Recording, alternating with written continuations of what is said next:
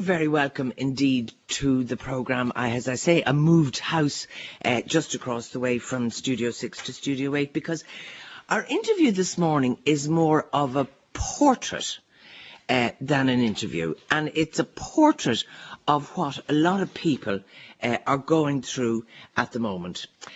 Maria Mullen, tell me a little bit about your life over the last yearish.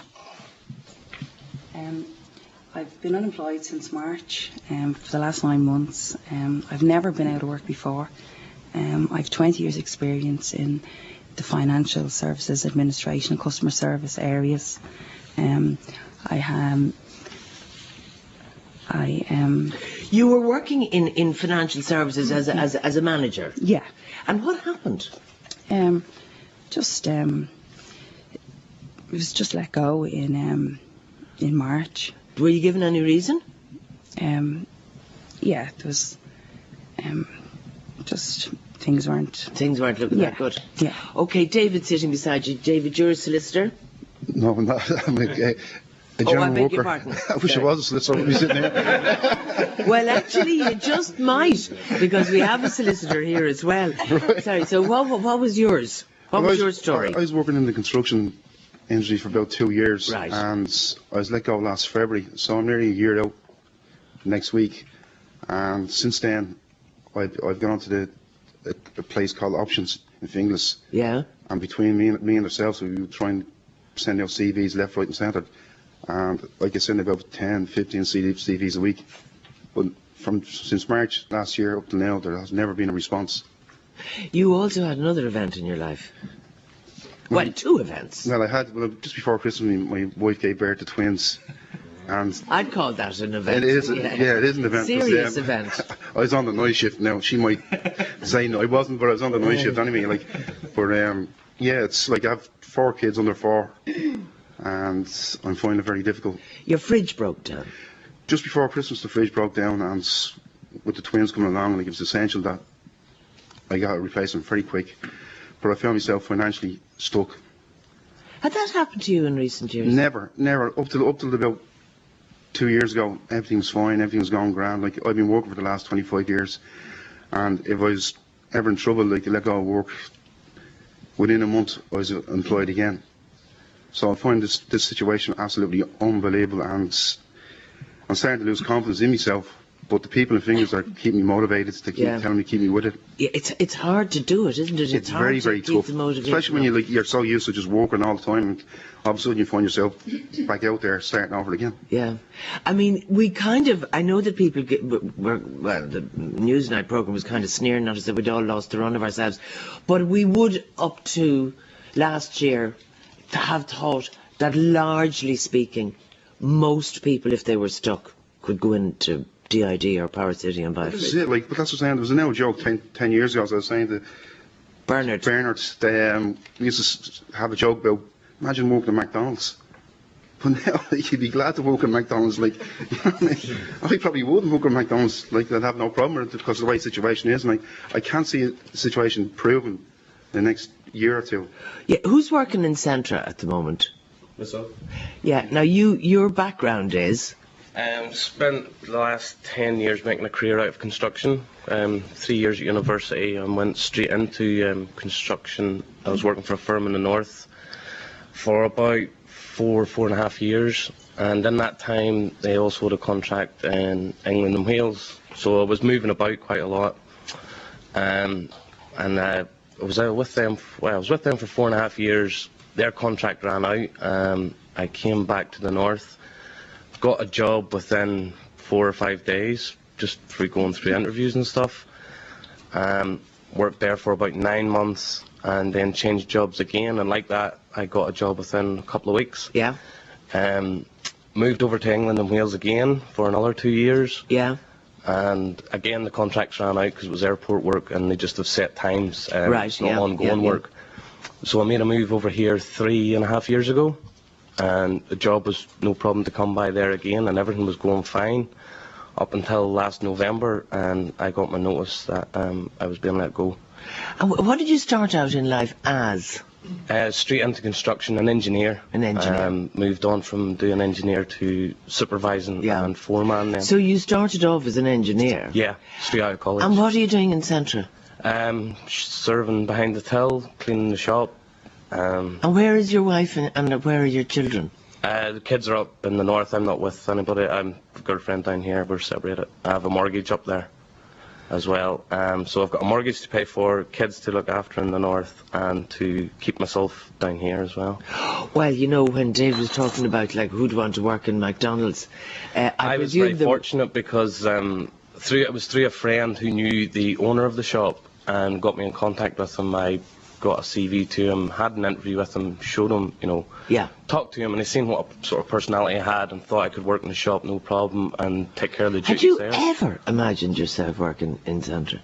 No. I figured in the role of, well, being in construction, there was always going to be a job out there. It might have meant travelling or having to move away. Fair enough, I've done that over the years. I mean, there are loads of people who've been working in places like that all their lives and they're delighted with it. But I would imagine that if you've done your training and you've become an engineer, that it's not more or less where you would expect to be. Mary O'Loughlin, tell me your story.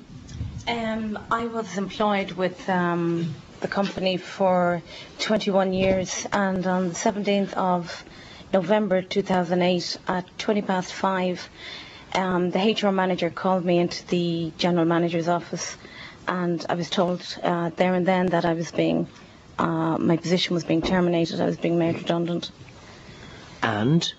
Well, I protested. I said, well, why? And they said, well, apparently my qualification wasn't recognised by the company, and I'm a qualified accounting technician and I have a certificate in business from the OU.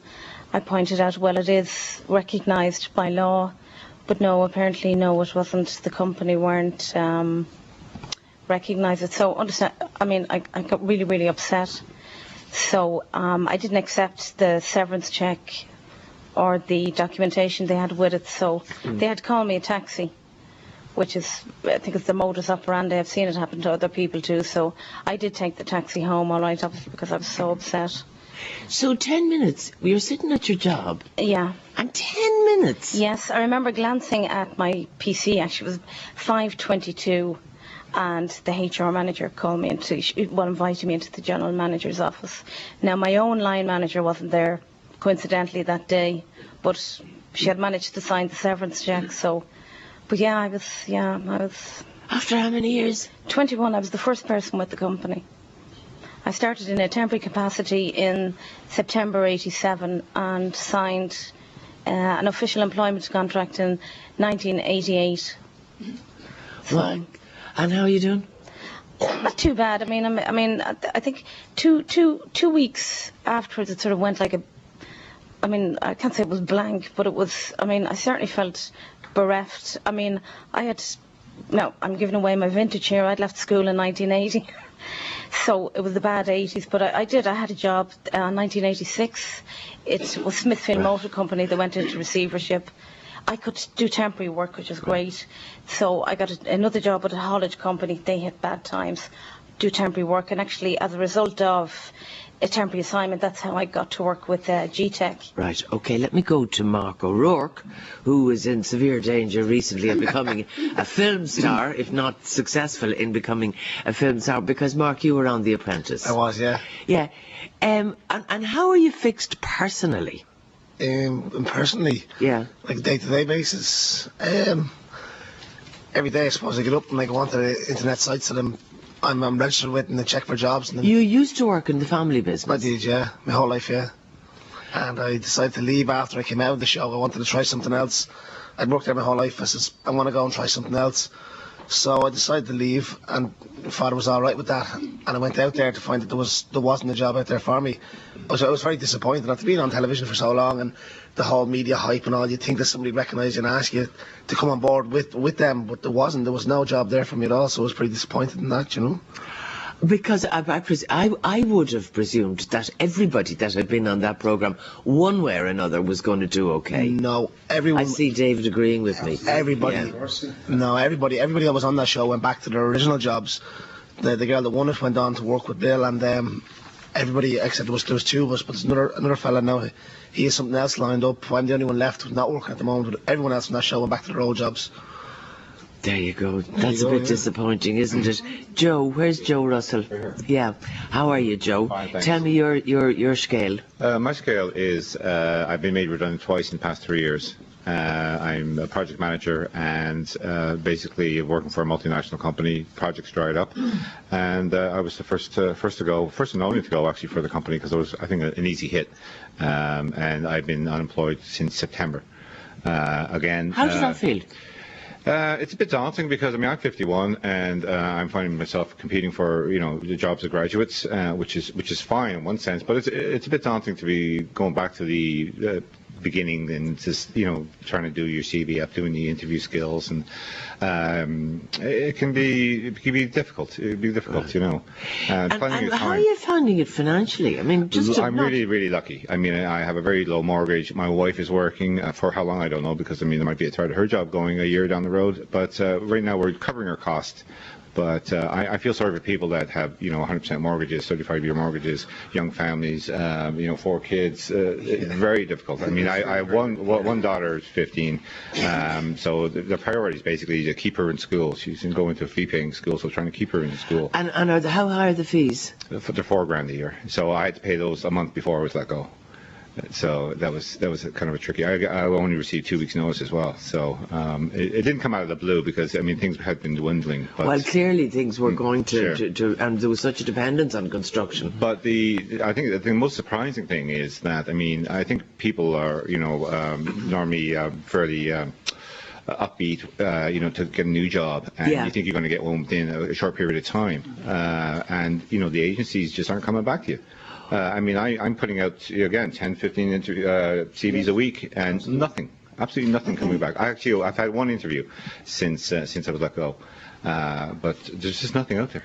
They're just not hiring. There's nobody hiring. So what are you going to do? So you have to start looking at your skill sets and try to break those down and say, okay, project manager, facilities manager. You just got to keep breaking down your CV and trying to go after different options, basically. Are you hopeful?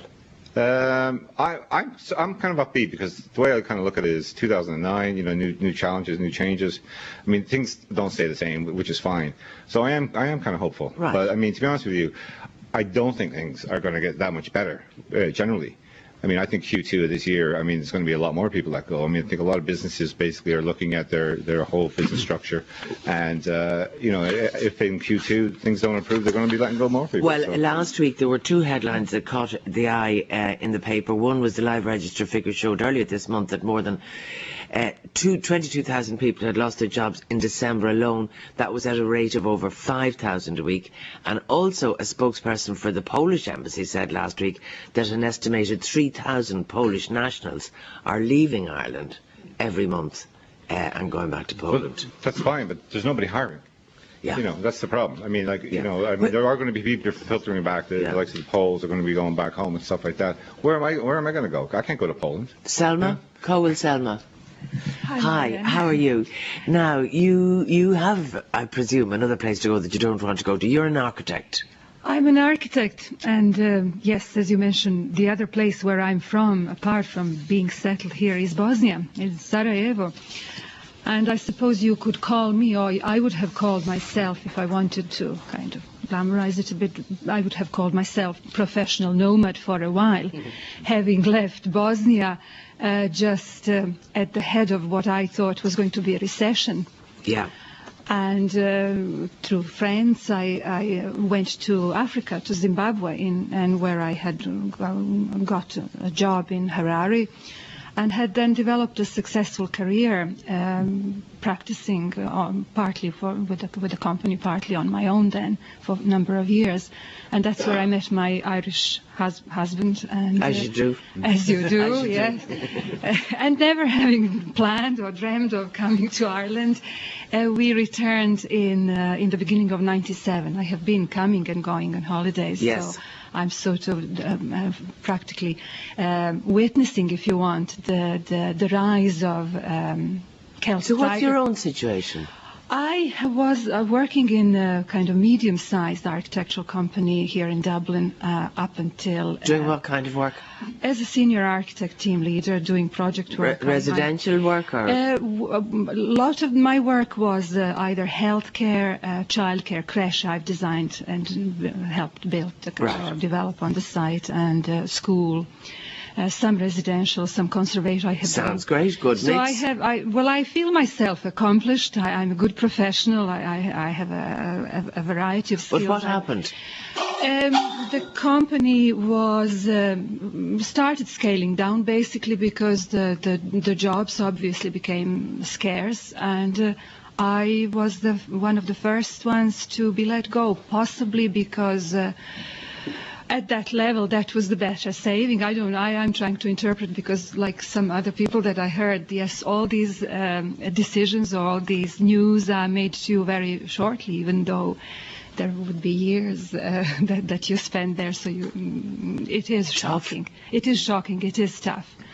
So I saw that 41% of architects are expected to be unemployed. You are correct, and the RII, our professional institute, is trying to monitor and trying to help set up the forum for unemployed people, or help out, giving even reduced membership and so on. But that is the unfortunate projections, and that I find that difficult even in approaching colleagues. You can't ask people for what they can't give you. So how are you managing financially? Well, I have my husband. We're fortunate enough in a sense that we live prudently, and I've drawn some savings, of course. So we are not in a desperate position at all. But how do you fill the days? Well, I'm trying to promote my skill. I have, when this has befallen on me, as I see it, like I was discussing that with Joe earlier, like it's like it's like a disease that has befallen on me without me wanting it or have contributed to it in any way. So I'm trying to be creative about it, because I am a professional. I can work on. I'm trying to generate work. I'm trying to explore new avenues. I have approached the institutions that are set up by the government, like local employment services, doing courses and so on. Let me go to Frances. What's your situation, Frances? My situation is I'm nursing for over 33 years now, and I suppose listening to the conversation here now with all the different people, when I went to England in the 70s to train as a nurse, there was no employment and you had to go to England. Yeah. And in those days you sent half of your money home as well. Then I came back in the 80s. Now, times were bad then, I was just thinking back. But I was blessed. I got a job. I worked in Crumlin Hospital for 17 years, you know what I mean? So, and I was just saying there, discussing with some of the people here, that we got our mortgage on my salary, even from Crumlin Hospital. 6 weeks later, the money's escalated, the housing, and I wouldn't have been able to afford that house. I suppose my situation, or looking at these people now, I think I'm very lucky, even though I'm not employed at the moment, because David over there has young children and that, a mortgage, all the rest of it, whereas I have a child. My youngest child now is in college. My husband is self-employed, but he is working at the moment. That might dwindle down, but you need to live, you need to pay your bills as well. I'm in my 50s now, and going back into the workforce is not as easy going back. And also, I suppose, taking into consideration my age, Marian, I won't be as fit to run around, going back into the coalface of nursing as I was over 30, 40 years ago. So you have to take that on board. But then, I suppose, another way I look at it is, there is hope. I suppose I've worked in a charity sector as well, and I looked abroad. We had to grow up very, very frugal. The one thing I'll say to us, we had a bit of land and you could make a living for that. Unfortunately, here in Dublin, there isn't that there. No, there certainly isn't. But there is a little bit, maybe more money. It was, in one sense, it was spread out, and everyone got their bit. Okay, nobody will starve. You know what I mean? I suppose that would be my bottom line. We won't starve, even though there'll be a lot of problems, and it's all sort of doom and gloom. Well, is unemployment? Can you get by on it? Pardon? Do you get unemployment benefit? I'm only just starting that now. Our job seekers allowance, you know what I mean? I'm going back into the workplace because I want to work. You know what I mean? Again. Okay, let me go to you, Bernard. You're in a different capacity, really. But describe what you do, if you would, just briefly. Absolutely, Marian. I work for the Southside Local Employment Service. The Southside Partnership, as partnerships all around the country, are there to help people who need help in the community. In particular, I work for the LES, the Local Employment Service, and again, they're on a national basis. It's a free service for people who are out of work and wanting to get back into the workplace. Are you busy? Through the roof. Absolutely through the roof. Do you need extra help? Some people here that might do. Absolutely. The particular section I would deliver for the LES is a thing called a Jobs Club, where I work with people who have been made redundant or trying to even go back to the workforce, and helping them to deal with the shock and even as Mary's situation, 21 years. 10 minutes notice. 10 minutes? I can tell you, that probably took 2 months just to get even your head around that. So your self-confidence goes through the floor. So what we do is help people to sort of A, deal with the situation, and B, then start to look at what are the skills you have. Are your clients changing? Absolutely. I'm with the LES 4 years, and up to about a year and a half ago, we would have had a lot of people who are long-term unemployed, maybe different socio-economic backgrounds, lower education.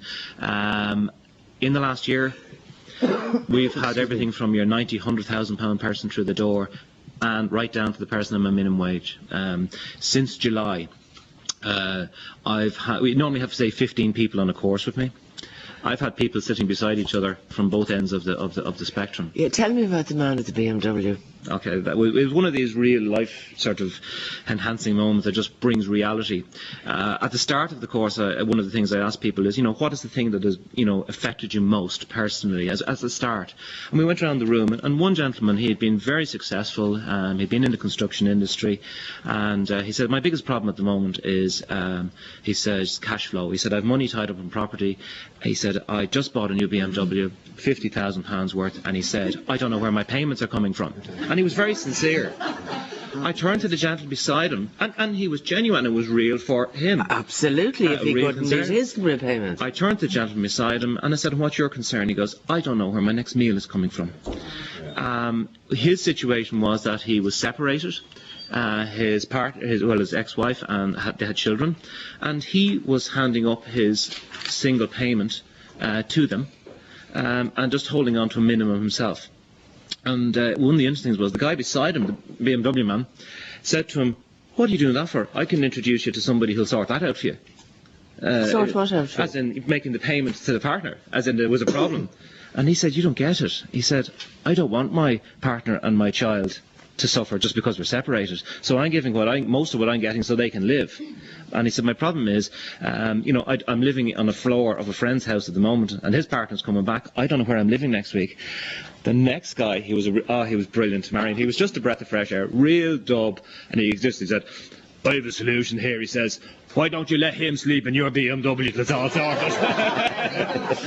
But not a bad idea. I tell you, the whole reality. And the guy who was in the BMW guy came to me after and said, did I make a complete idiot of myself there? And I said, no, you're coming from what is your world. Yeah.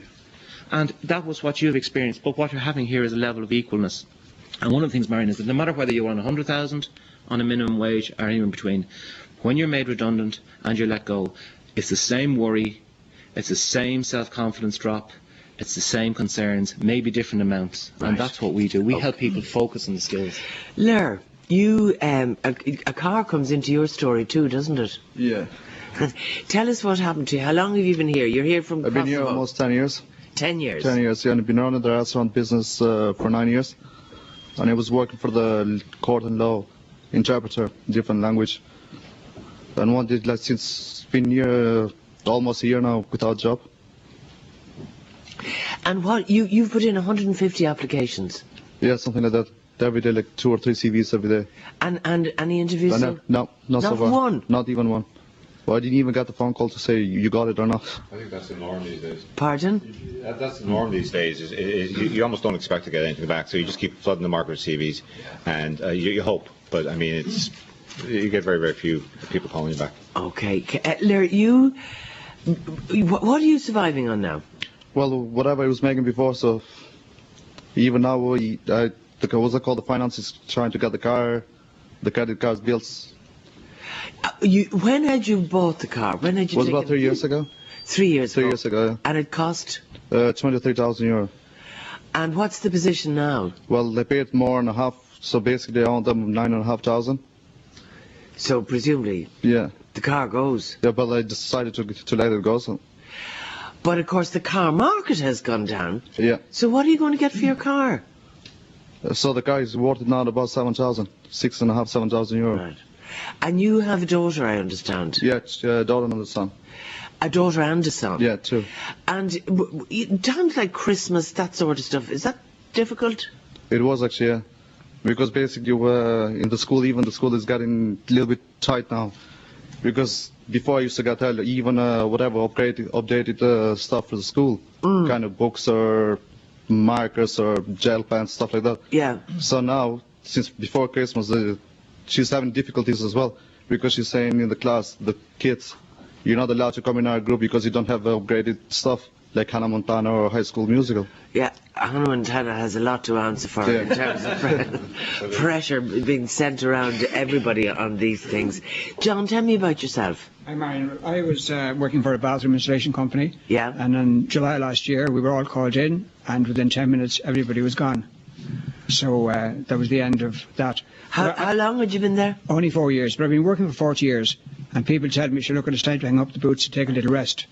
But that's not what I want to do. You had been working for 40 years? Oh, yes, I have been working for 40 years. Yeah. So. And are you near retirement age? Well, what is retirement age, I think, Marian? I think retirement is a matter of income rather than a matter of age, I think. A fair point, yeah. So, yes, I suppose chronologically I'm near retirement age, but I don't want to retire. I want to make a contribution. I've done that all my life, and I want to continue to do so. Now, in the last couple of months, I've learned, for instance, where the utensils go in the kitchen. I've learned that well, that's a very good education too, actually. I've learned in the supermarket that with a list in one hand and the trolley in the other hand, you know, a little help is welcome. So. Yeah, so I have enjoyed in a sense the last 6 months, because I don't have, I'm married to a very financially prudent lady, and we never borrowed to finance luxuries, so there are savings there.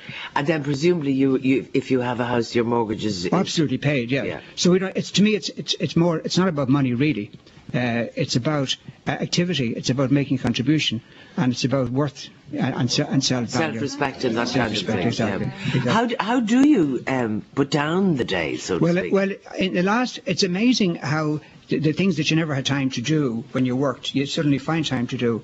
You read, but I don't watch television, listen to music and walk, and activities help with the shopping, help things like that. But it's now, and of course on the internet, skimming, looking for jobs, but you might as well be looking at any show. I mean, there's nothing there really. It's extraordinary. It all happens so fast. Dreadful, yeah. It's unbelievable. Does putting in the day, I don't mean that in slightest way disrespectful, but I've seen a couple of people saying, you know, that they have started watching television at times of day. They never watched television before. Excuse me, Jennifer. Where's Jennifer? Excuse me, sorry, I have a touch of the flu at the moment. I understand you're afraid you're going to lose your house. I am indeed, yeah. In 2007, I left a job after 20 years. I went off to Canada for a while. But when I came back, things had completely changed here. It must have been like coming back to another foreign country. It was unbelievable. Now, that particular time, it did take me a couple of months and I got a job. But after 6 months, I was made redundant. And just facing going back to the dole queues, and it was really depressing. I find it, you know, standing outside, there's a queue usually before the place opens every morning, and I just find it really depressing. Have you ever been there before? No, I was working ever All since I left college, yeah. 20 years, yeah. Now, when you were working ever since you left college, you were paying your taxes, you were paying your PRSI and all that. That's correct, yeah. And I'm curious to know, do you have a straight back and a high nose as you go in there and say, I contributed to this, I am entitled to this, or do you feel slightly ashamed about it? I feel a bit ashamed, to be honest with you. Yeah, I did when I was going in, and I don't want to be unemployed. I want to be working and making money and paying my mortgage. That's what I'm worried about, because you're getting 200 a week now, and the mortgage? The mortgage is close to 1,000, a month. Like, so I'm not making enough. So I've used up all my savings. I've borrowed money. So I'm just really worried about losing the house now at this stage. I can see it written all over you. I can see it written all over you. And I suspect you're in a similar situation to quite a lot of people in the country. As you were saying there, thanks be to God, from your perspective, that you have actually paid off. How about you, Anne? I'm Anne Fergus. I'm chairperson of the I Know You. And thankfully I've been at work, and I am at work. But we're an organisation, for those unfamiliar with us, who represent unemployed people and issues affecting unemployed people. And indeed, the very real people here today would articulate those issues far better than I would. But indeed, what we've been saying in the last weeks about the categories of people who are now signing on is very evident here today. Professional people, people who are self-employed. And I gather it's much harder for the self-employed. Much harder, because the system which is in place to determine one's means is a system that was intended for people who are working under a PAYE system. And for instance, if you're self-employed, you need to have a set of accounts, and to determine what income you have. Very often people can't get to their accounts because they've no income. They've no income. And indeed, solicitors, maybe their income is narrowing as well, as we heard here this morning, so they're not inclined to release them. Maybe last year's weren't paid for. But as people have said here this morning, it's very hard to hold your head up high, and especially where I'm observing in Galway, where the people maybe wait 3 hours to sign on. There's no dignity in that. And I mean, unemployment is very complex, and it's a huge issue, but something as simple as standing outside in the rain that we've had for the last week waiting to sign on. I see Jennifer nodding away there. In fact, a few... I mean, that's something that could be sorted out very quickly. Jennifer, what kind of work were you in? I was a finance executive in Engineers Ireland. What does that mean? Finance department, office administration. Just trying. If anybody wants anybody out there for all of you. Susan, I haven't spoken to you at all. Tell me about your situation. I suppose I've been part of 2 failed newspapers in recent months. Tell me what happened. Well, You're a journalist. I'm a journalist, yeah. I was working with the Voice newspapers headed by Niall Mellon.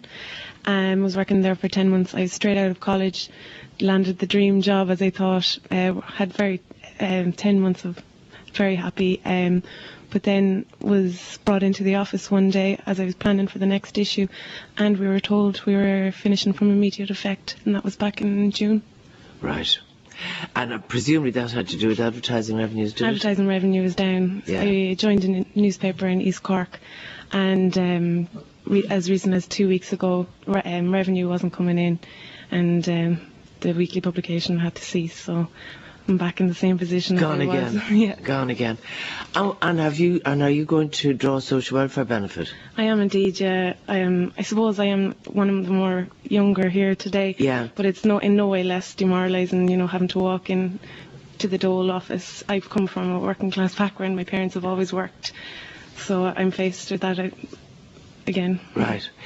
Do all of you feel diminished by getting money that you're absolutely entitled to as former, well, even if you weren't a former taxpayer, but you all were? Sorry, I didn't speak to you yet. I beg your pardon. What are your circumstances? My name is Peter Marian.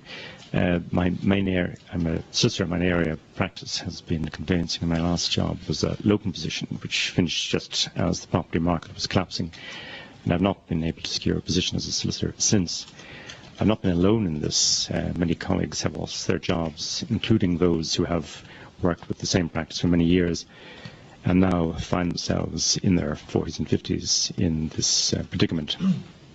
Well, the thing about conveyancing, I mean, conveyancing was flying, because it's it's like the architects, like the bathrooms, it's like the thing. It's all to do with property. Are you collecting social welfare benefit? Yes, I am. Do you find it difficult? Yes, I do. I did an ECDL computer course, and I've also attended the job centre Jobs Club run by Bernard, Tennessee. But yes, things are quite difficult. Right. I can actually, Marian, one of the things from all of the people, no matter what background you come from, the thing of actually having to sign on, and actually the ministers changed during the summer, where not only have you to sign on in the social welfare office, you're now forced to go to a post office to collect it, so the indignity comes twice. Well, you know, the way we were all being put under pressure that if you worked, that you couldn't get a cheque if you were being paid anymore, that you had to go into your account. Why can it not go into the account? It used to that would transfer into your. You could collect a cheque, or you could actually have your money transferred into your account, which meant you didn't have to go to the personal side of it. Absolutely. And an awful lot of areas where people know people. I mean, I'm dealing with a lady at the moment who's currently on a course with me. And she's in her mid-50s. She's been involved in the education sector, very successful, is an examiner as examiners are required, and always felt proud going to the post office, knowing that she was sending all the exams back, and had respect. And she said the day she had to go in to collect her unemployment cheque, she said it was the worst day in her life. And she said she's physically sick for 2 or 3 days before collection. Sorry, who is that? Marian, I was just before Christmas, I got a letter from the social welfare to say that there would be money for me in my post office Christmas Eve. And I called into the post office, and I handed in the card that I was given from the social welfare. And the man checked his system, and he says, "No, sorry, it's not up on my system until New Year's Eve." And I said, "But I got a letter in the post saying it'd be here 24th of December, and I needed that money." And he said, "No, nothing I can do, nothing I can do. You have to come back next week." And I felt really bad. Yes, Joe.